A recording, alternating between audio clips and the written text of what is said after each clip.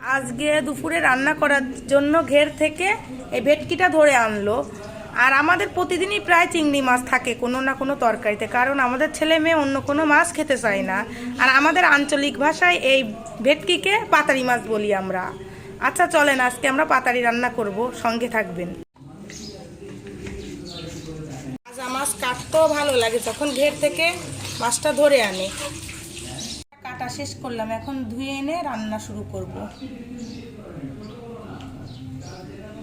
মাছটা ধুয়ে আনলাম, মাছটা ধোয়ার পরে মাছের ভিতরের মাংসগুলো চকচক করতেছে দেখে। তাজা মাছ আসলেই খেতেও যেমন মজা, আর কাটার পরে দেখতে অনেক সুন্দর লাগে। আমরা পাতারি মাছটা রান্না করার আগে কিছুটা হালকা মশলা মাখিয়ে কিছু সময় রেখে দিই। পেঁয়াজ, আদা, রসুন একসঙ্গে বাটা, ঝালের গুঁড়ো দিব,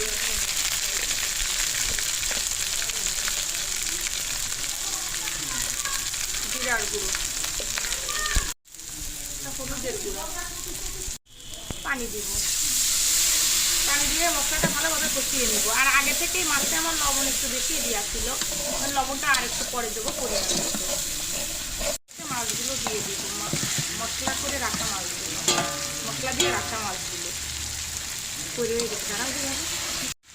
মাছগুলো এবার হালকা একটু পানি দিয়ে কষিয়ে নেব।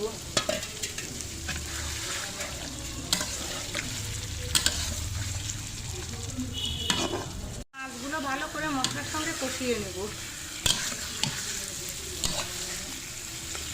ভালো করে কষানো হয়ে গেছে, এখন হচ্ছে মাছে আমি ঝোলের পানি দিয়ে দেব।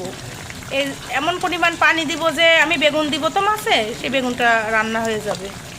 তরকারির পানিটা আমার উতলে গেছে, এবার আমি বেগুন দিয়ে দিব।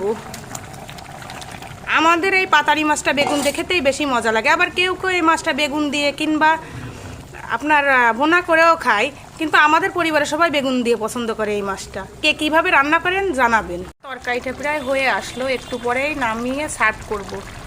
রান্না করা শেষ, বেগুন দিয়ে পাতারি মাছের ঝোল, সেই স্বাদ। আল্লাহ হাফেজ।